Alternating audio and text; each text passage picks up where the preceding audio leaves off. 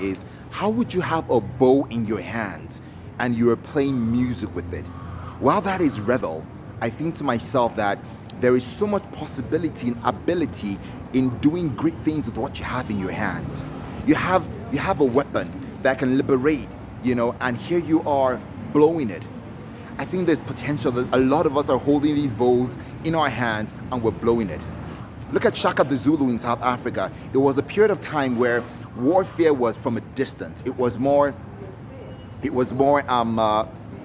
conversational, talking through the tribes. But Shaka the Zulu said these short spears wouldn't work, and he looked for what he had around him, and he made short daggers, short spears, which eventually became his fighting technique and his combat skill. He would avoid the spear and he would cause mass damage.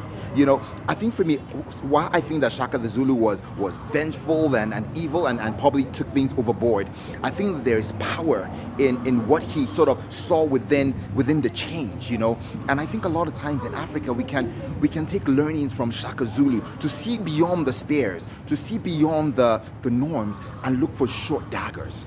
And it's all around us as Africa. The bows in the hands of the Uganda, blowing it, and Shaka the Zulu is making spears. I think in different pockets of nations in Africa, we need to create short daggers.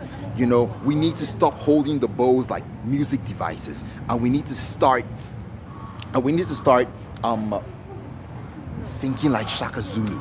These weapons would always be symbolical. These are cannons. We didn't create these. These were given to us.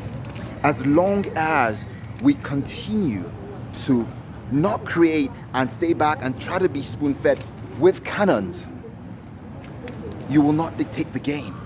The game must be driven by people that are walking on high heels, people that are doing things differently. I think cannons are great, but you got to get yourself short daggers. You need to think like Shaka the Zulu.